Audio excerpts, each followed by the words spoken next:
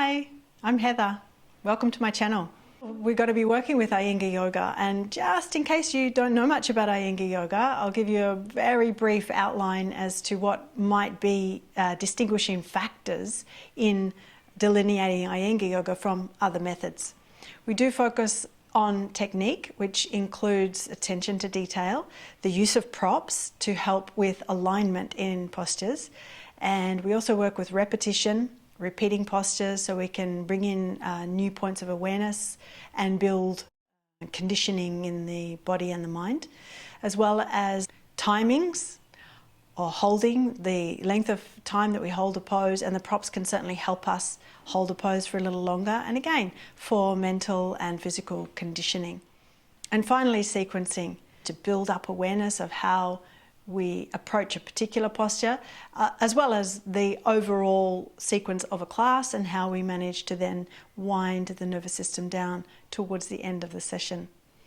Now you will note I've got lots of props around me. Here I've got the standard Iyengar Yoga props, the things that you would see in an Iyengar Yoga studio.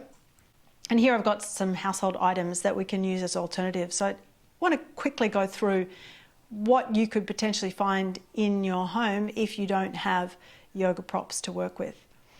So we'll start with blocks, yoga blocks. If you don't have blocks, you could potentially find some thick books, yoga belt or strap.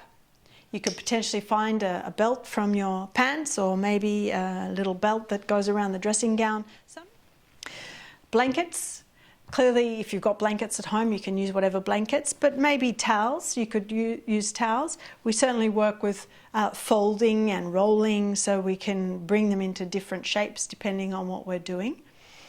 Yoga chair, you'll notice that a yoga chair does not have a back, and that definitely serves a purpose for some of our poses. However, a standard dining chair can be really helpful when we're doing many other things to do with the chair.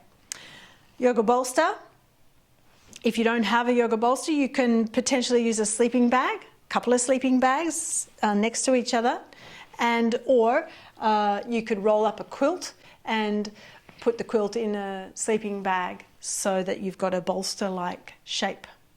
So just a few things that could potentially help in your journey and your home practice. I'm excited to share my understanding of Iyengar Yoga in these videos, and I'd love it if you join me. Please subscribe to my channel and hit the notification bell so that you are aware of when my next video is released. Namaste.